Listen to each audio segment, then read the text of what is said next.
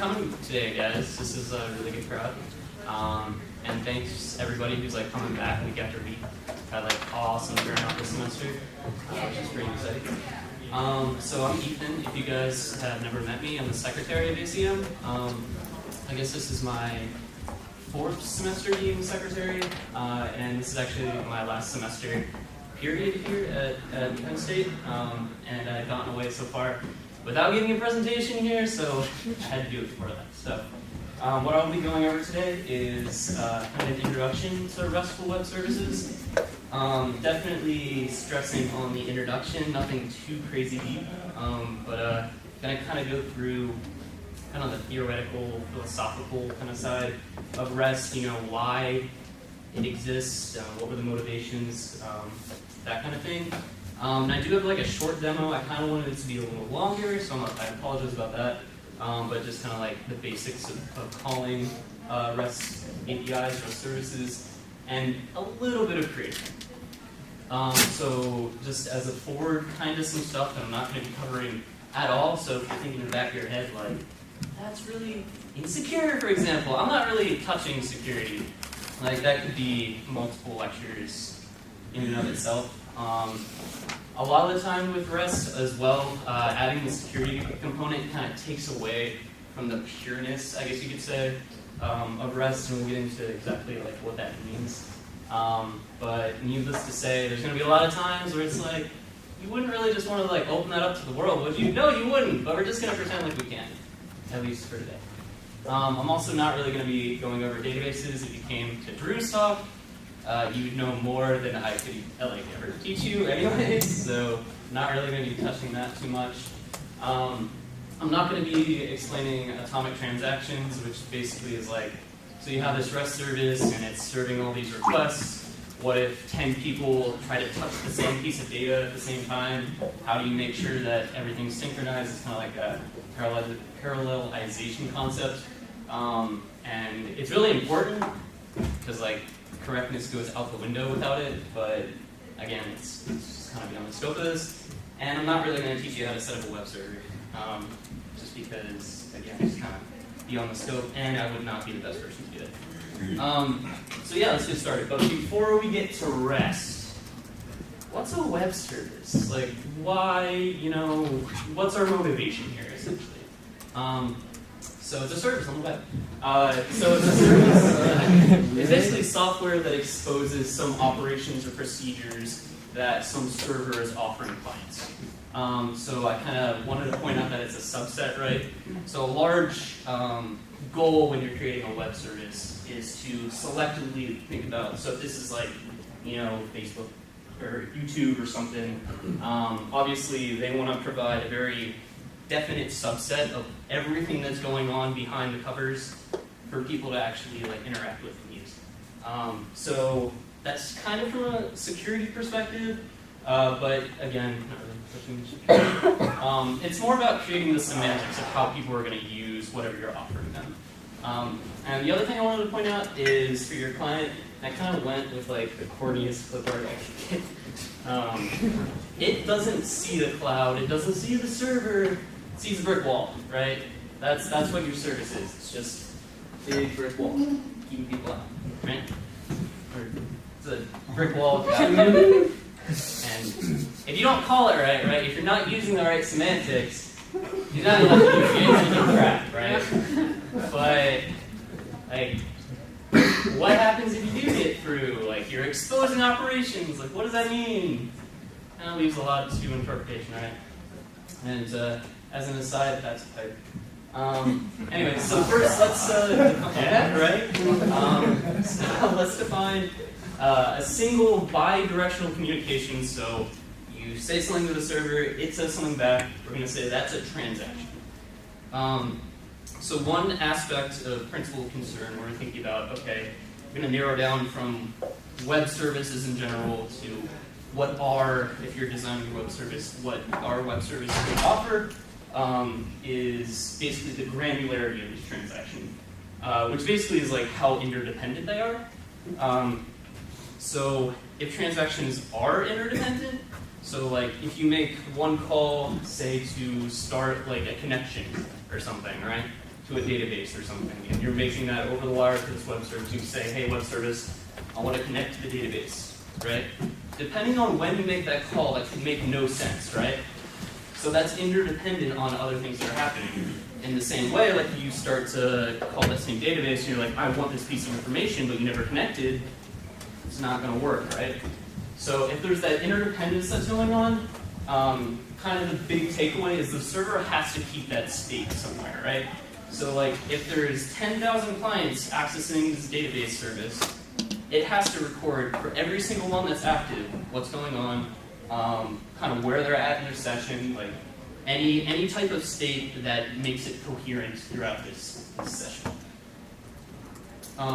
So if we're designing a more stateful service, we could give each client or sorry, I kind of already went through this a little bit, but you get this semantics of what's called a session, where you kind of keep track of what is going on. And based upon the state of the session, you're going to expose different things. So like we were saying, you wouldn't give someone access to data in the database without connecting first, right? So kind of on the stateful side, just to give some examples. So this is like kind of a web service. I don't say it's a web service. But this is a PBX system, which is Public Branch Exchange. This is from like phone systems. So kind of almost the precursor to the internet was phone systems, and I think this is like a really small subset, but is anybody in here taking 362 CommBench? No, a couple people CommBench, and why did you take 362? I'm just curious. It just satisfies one of the 400 level CommSci classes. Okay, cool. So I first will recommend that if people are looking for electives to take it, it's an awesome class, especially if Laporte is teaching it. And if you're really feeling crazy, stick along and go to 514, which is the follow-up, which can also be used for 400 level credit. And they go over PBXs and how they work. But basically they're like kind of the precursor to HTTP. But back in the day, everything was super stateful, and basically everybody in this whole picture kind of knew what everybody else was doing to the point. Like, especially the server, it just had to keep really, really verbose details about everything that's going on. Kind of the biggest reason for that is it just really sucks when it takes like a long time to connect a call. You have like, interrupts in the middle of a call, if you have delay. It's just like, it really hurts the experience of the user. And that's not so much the case if it takes a little longer to load a page in the internet. Especially in the early days, like that wasn't really a big deal, so that's kind of where we got away from this. But anyways, that's about as stateful as you can get. And then kind of getting a little bit farther away, but still pretty stateful, is like an SSH server. So if it's offering out SSH as a service, this is like a really poorly colored diagram, but these are all processes that it spawns off, and kind of what I want to point out is each of these processes is doing just that. It's keeping track of everything that's going in and out of the client, right? And that's like a really specific kind of to security use of state, but you can see obviously like you wouldn't want someone to SSH in without, like logging in first and start and stuff. So obviously really important to have all that state going on. So if we're designing our service this way to keep track of these sessions that are active at any time, get back to our guy on the wall, but it's a little bit like you got inside an alley and like, the gates open up to the brick wall, and it would be best kind of Haggard came out and met you. But basically you have to get guided along the whole way, right? So I'm sure some of you could have guessed this already, but the overhead for all this is really bad. Especially in like a scalability kind of perspective. So first of all, if every client is now consuming these new unique server resources to open up the session and keep track of it, at the best case we're going to have O of N resource consumption with N clients, right? So that's not particularly good. And then there's just a lot of correctness issues as well. It just opens up a can of worms essentially. So like what happens if you end up needing to introduce cross-session or cross-client synchronization? Kind of what we were talking about before with atomic transactions a little bit. But just imagine, you have like the the quintessential thing that always gets put out there is like, you know, husband and wife accessing the same bank account, right? So 2 sessions are open, there has to be some kind of, you know, synchronization between them, so you don't end up taking out $1,600 and never putting in, or sorry, I guess I shouldn't, just in general, you know, you don't end up depositing and not withdrawing, or only withdrawing and not depositing, or basically getting rid of one of the person's effects or even crazier stuff because you didn't have that synchronization, so it's a lot more to think about there.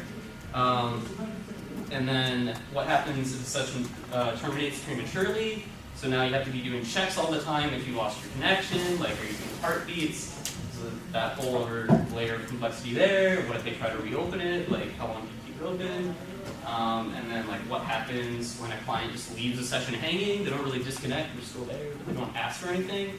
You just keep that forever, you give them a timeout, it's just like a bunch of crap basically. So in most cases, we don't really need this whole session stateful kind of service. So why bother? Just don't do it, and in comes REST. So REST is representational state transfer. And basically the idea is that each transaction, right, so each time the client talks to the server and gets a response, it's representational and fully representational of the operation it's exposing. So there's none of that state being held at the server anymore. It's going to respond, and it's done. That transaction is closed. So to do this, we tend to frame our exposed operation as accesses to resources. And basically, resources are just data objects. They might be in some kind of storage. From the client's perspective, it almost seems like that. I think a really good analogy is with Linux, right? I'm sure some of you guys have heard everything in Linux is a file, right? So it's kind of like everything in REST is a resource. That doesn't necessarily mean it's actually like a file on disk in Linux. And it doesn't necessarily mean it's like a data object on a disk somewhere for REST. But as far as the client's concerned, that's essentially how we look at it. So in this case, with our brick wall creepy guy, it's less like he's taking you through the alley and more like he meets you at the edge of it. You ask him for what he wants, and he gives you what he wants. I couldn't think of a good pun for this. I'm thinking like Harry Potter. So that's like the best I could do. You can think of a better one. That's the challenge. But anyway, so how are we going to express these resources? So kind of 2 things that I think are worth covering at least a little bit are hypermedia and JSON, because I think you probably will hear that if I'm on the line. It's just, at least hypermedia is more complicated, or it's less complicated than it seems, I guess. But it's basically just a fancy name for web content.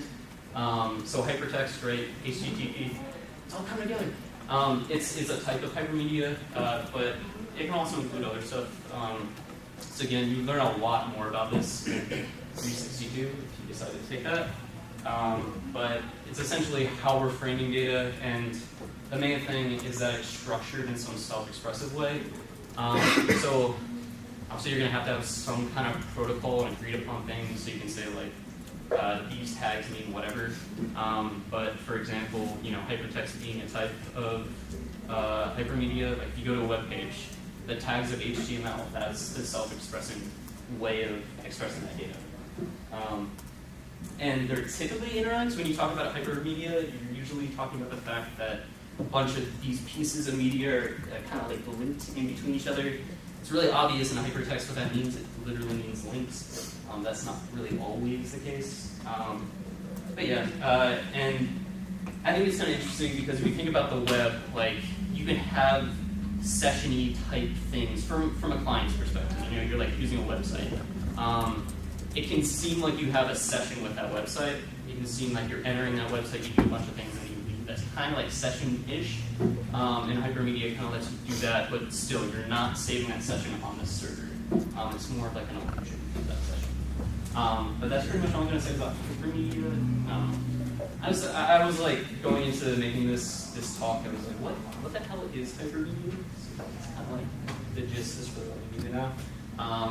And JSON, which is much more important, much more well, not common, it's HTTP, but if you're going to be working with REST APIs, it's going to be with JSON pretty much. I was going to go over XML, but I feel like it's kind of on the way out. I don't know, every REST API I've run into so far at least gives you the option of JSON, if not JSON being the only option. So, but it's JavaScript object notation. It started in JavaScript, but it's kind of outgrown. Well, I don't know. You could say JavaScript's the programming language of the web, I guess, and then it hasn't really outgrown to both the EMIS. But it's really lightweight. It's basically just a string containing key value pairs.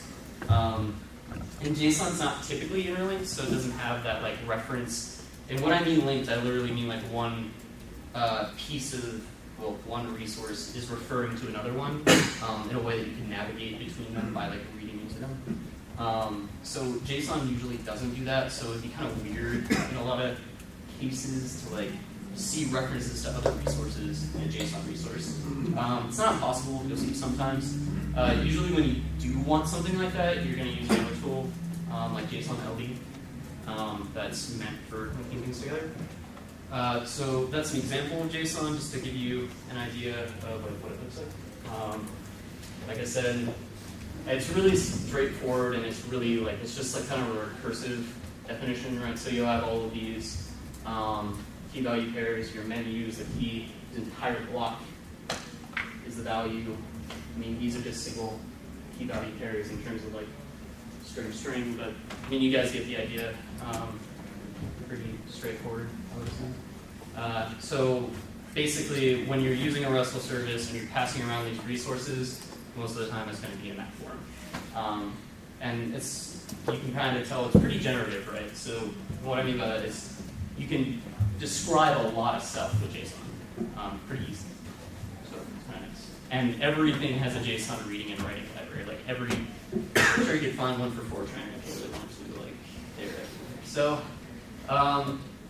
we know how we're going to like express these resources, but how do we actually access them and like screw with them?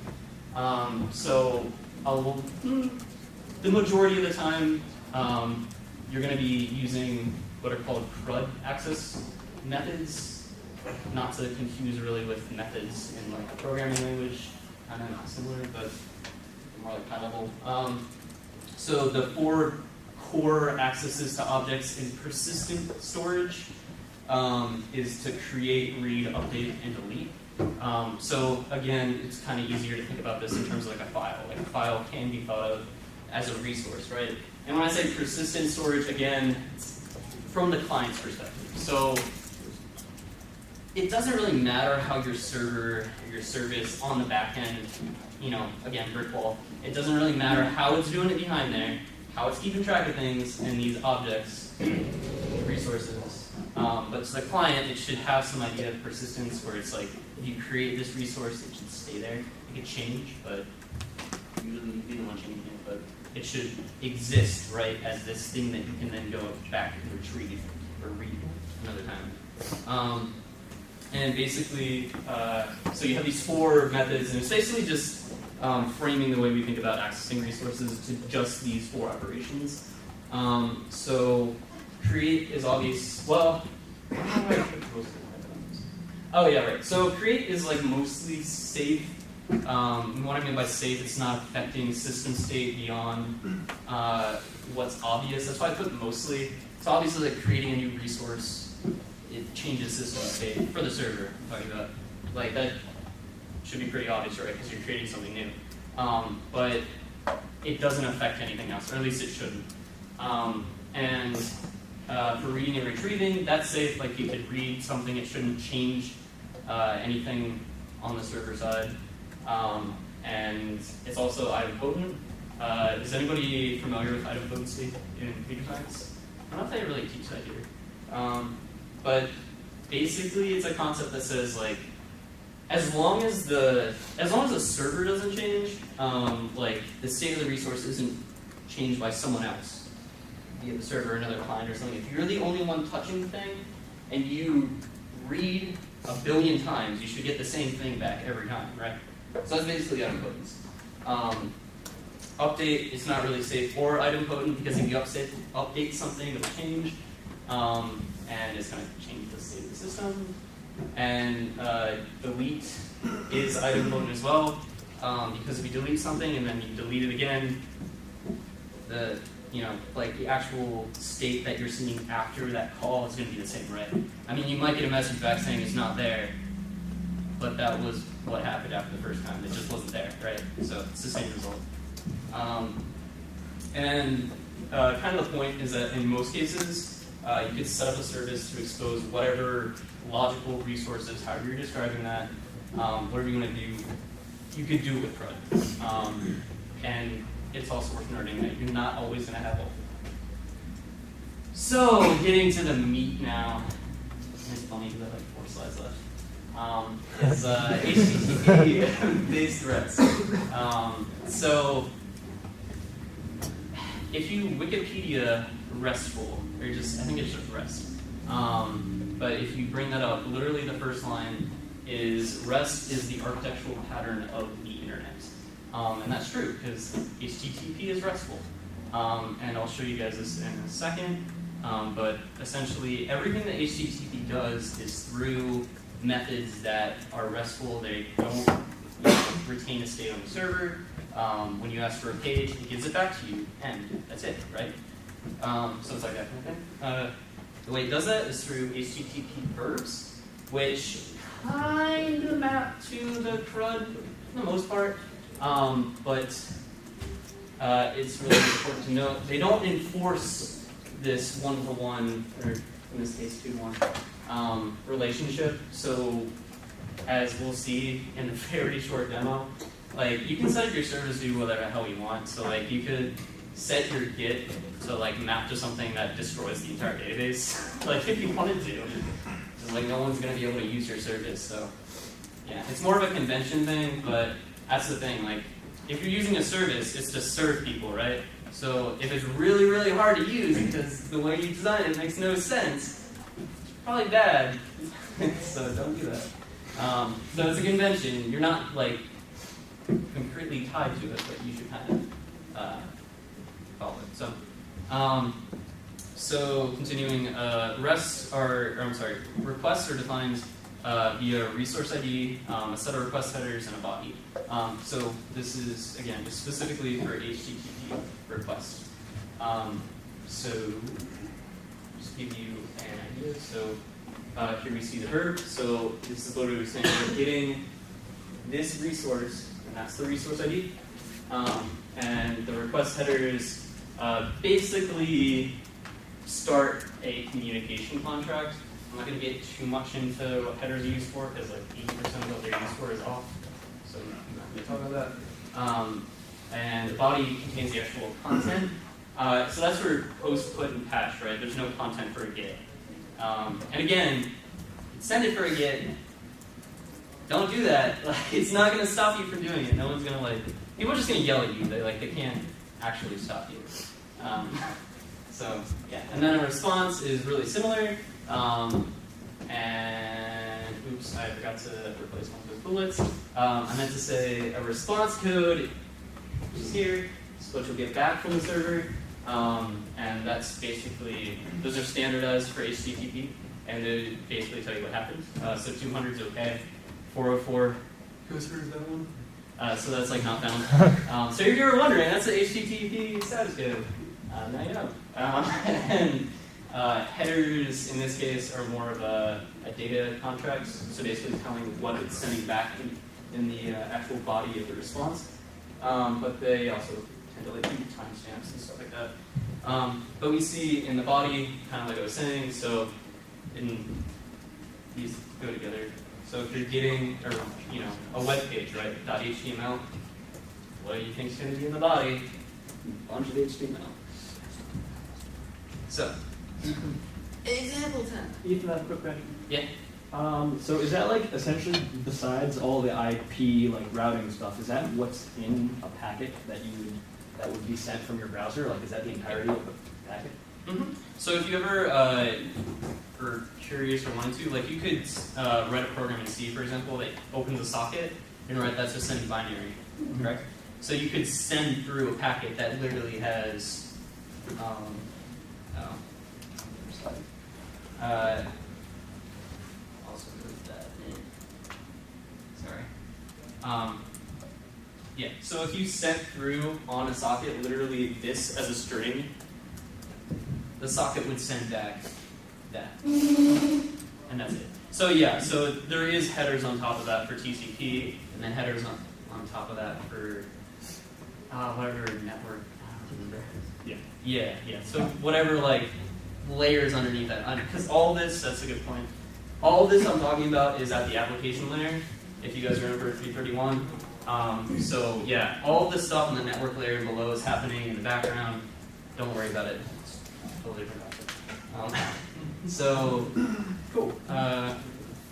First, I think I'm going to go back to just so this is a little easier. Actually, just wanted to give you guys some examples. This timing is actually working a lot better than I thought. That's good.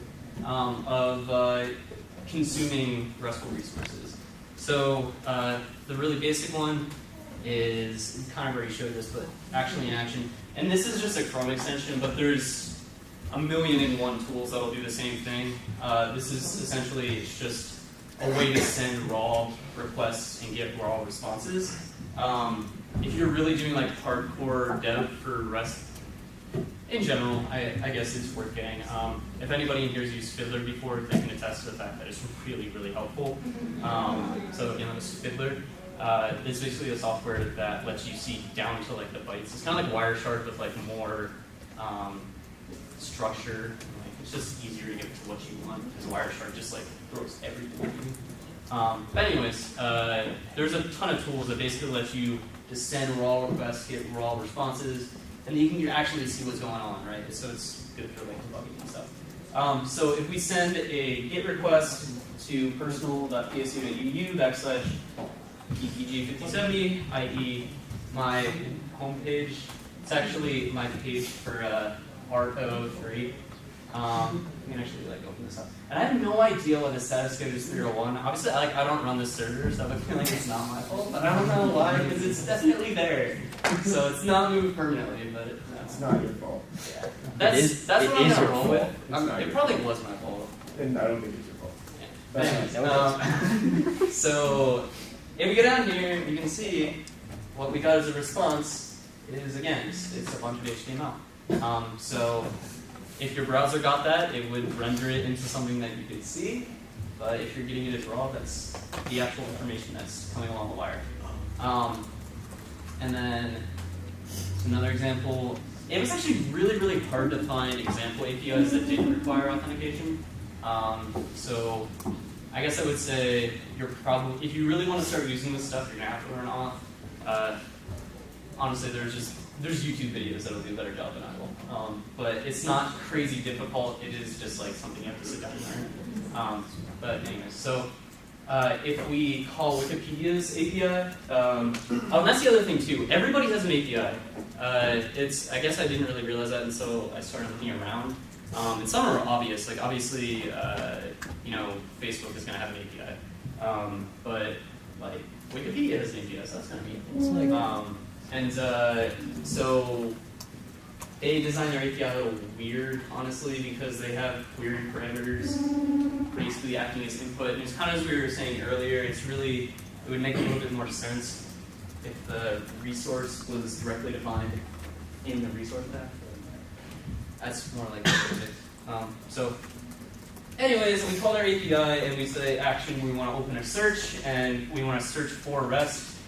What we get back is the JSON object, and it has all this information like all of the top hits that you would get on Wikipedia, and then another array, all the URLs. So if you wanted to integrate something where, in your app, you're like, let me bring up some basic information about that, you could use this API to do that really, really easily. Because it's literally to get this in a program, you'd have to get the JSON back, so that's issuing one call, saving that into a JSON object, which in some languages is easier than others. In Python, it's literally, right, because there's no variable there, so you just throw it into a variable and then you parse it like it was an array, and that's it. But in general, it's really, really easy to parse into JSON, so it would just be getting what's the first couple things from here, like indexes 1 through 3, and then in the third array, indexes 1 through 3, whatever. So yeah. And then this here. And another one, we could get the Bitcoin price on average over the last 24 hours. Yeah, I can't do a presentation without much. So in the last 24 hours, again, we're gonna get back and it's in JSON. So I'm seriously, everything's in JSON now. I don't know why. Yeah. So we get that it was 301 over the last 24 hours. So again, if you wanted to use this in an application to like show financial information, you wanted to show the average price of the last 24 hours, it's one call. And if we wanted to, I thought this was kind of neat too. You can check using Twitter's API. This is like one of the only things you can use on Twitter's API without authenticating with them. But you can get the number of times a link, like a literal web URL. I don't know why I put this on the word URL, but how many times a URL has been shared in a tweet. And I thought it was kind of hilarious that YouTube.com, so like not a video on YouTube.com, the homepage of YouTube.com has been linked like 1.5 million times. Guys, check this out! It's awesome. It's always been. So anyways, that's some of the information you can do with REST APIs, and then.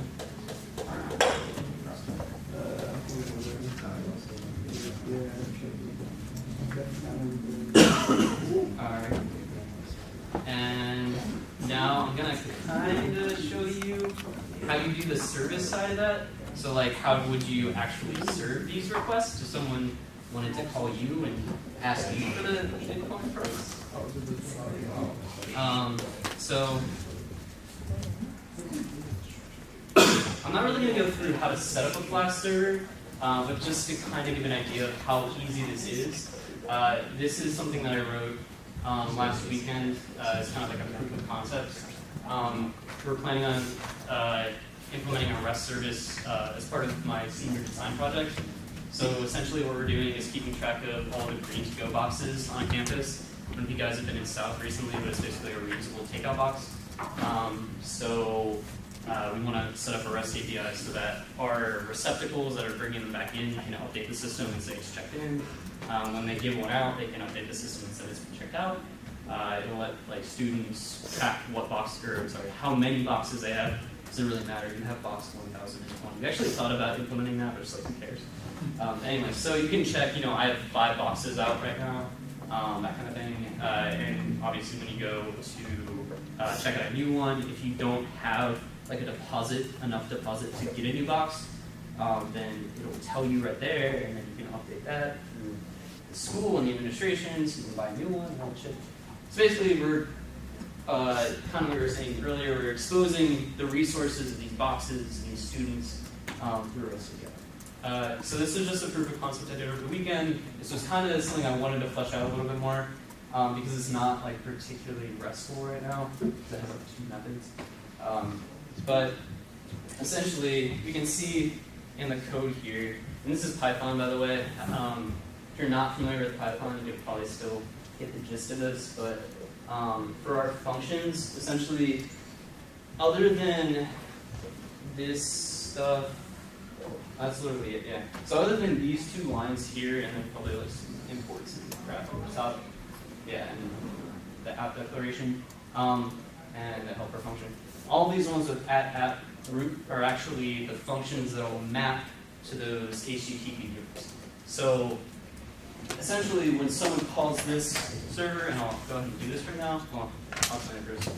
So when someone would call this server's IP, which at this case I'm just running it locally, so it's going to be a local host, just not its IP. You know what I mean? So when you call the server and you call \checkin, it's going to call this method. And essentially, we're going to be calling it with like, so it'd be like localhost /check in, and then we're going to give it what's called a query string. So I probably should touched on this more earlier. But basically, a query string is another way to include parameters in your URL. So, for example, it was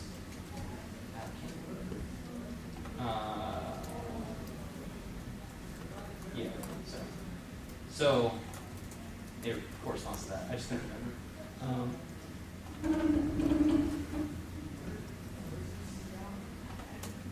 Something like that.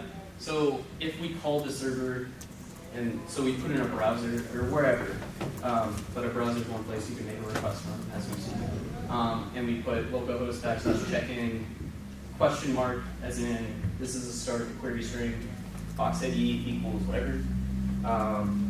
And essentially what this is going to do is it's going to make sure that we're doing a post request, and I should have changed this in the client because I initially had it as get, harking back to the fact that you're allowed to do whatever you want. You can make it with a get. I could call this with delete even, and as long as you change this to equals delete, it's going to forward the logic into it. So anyway, so it's going to on that call open up a database interface. It's going to record a check-in, and yeah, I think I forgot to actually inject this in there.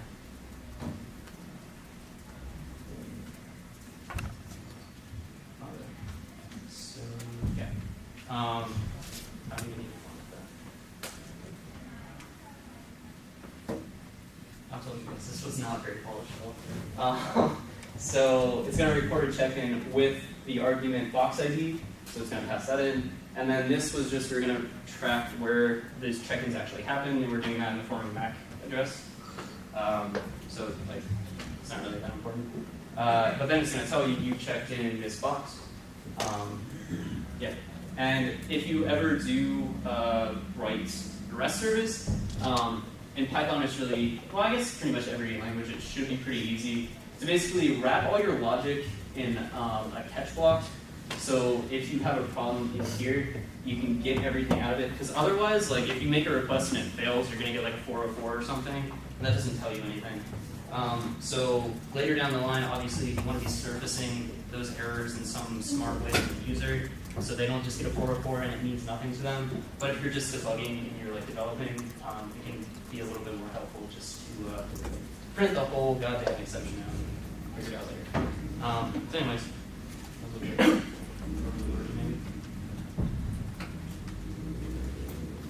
so on the opposite side, if you wanted to write a client, so you could make that request from your browser or from those handy little extensions, but if you wanted to actually integrate this into something, you have to write your own client, right? But this is a client. So again, Python makes everything like almost too easy, but this is everything we need to call in to the methods that in the server. Right? So you can see that there's corresponding ones for checkouts and check-ins. So in this case, we're going to have our checkout URL, I'm sorry, because we talked about check-in, we'll do that. So again, we have localhost /check-in and a box ID. We're going to put that in there. Yeah. So I should probably put in, let's bring up and see what the state of our server is right now. Okay, so without getting into what all this means, essentially this is like the boxes list, maybe students list, maybe Reynolds list. So I'm wondering if Drew is like staring at this and being like, that's terrible design for a database. It probably is. I'm really new to databases too. But anyways, so we can see, why don't we, just for the sake of making this work, we're going to go ahead and give student 3 outstanding allowed. So basically what that means, like semantically, if anybody's curious, is like if you gave 3 deposits for a box, you're allowed to check 3 out. That doesn't mean you have 3 checked out. So it's just kind of like the amount that you're entitled to. But he's made no check-ins or check-outs so far. And you can see that box 4, 5, 6, bunch of these are available. So why don't we go ahead and check out box 4 to student set 3. Okay. So verify it.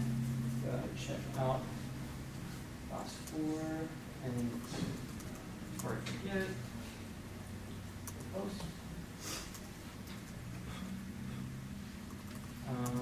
And student 3. And open that.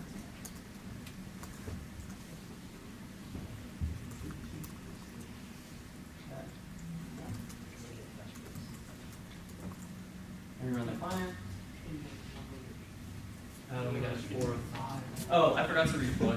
Sorry. So if you're ever developing a web server, you have to redeploy over it after every change you make. Something you know that. So you might need to apply the changes to the database on MySQL bench, like you edited. Oh field yeah, you're right. And didn't hit apply. It's in students.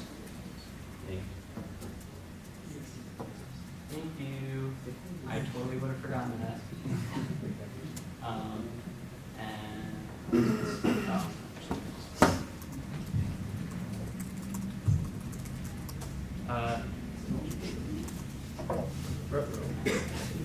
That's okay. We don't need a backup. It's not good. Alright. So that's also what happens when you like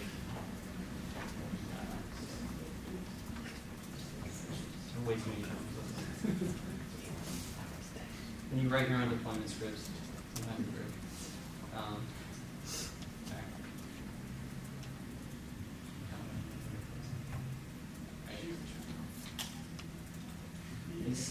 You saw how that worked out before.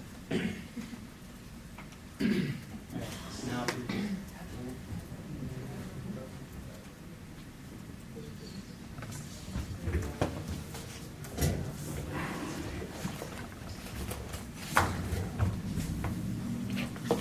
so let me see if this is salvageable or not. Because I may have just like broken my server sometime in the last 20 minutes. When you check out the logo, though, this is the example. You say that it's there?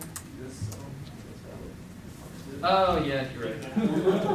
Damn, good call. Thanks, guys. Crowdsource. Alright, so now we gotta redeploy again.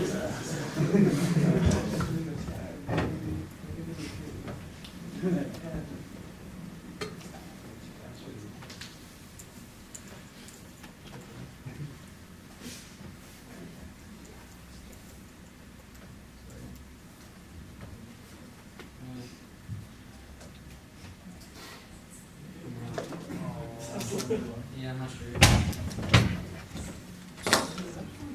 So I'm gonna see if it's actually like the service. Yeah. So I broke my server.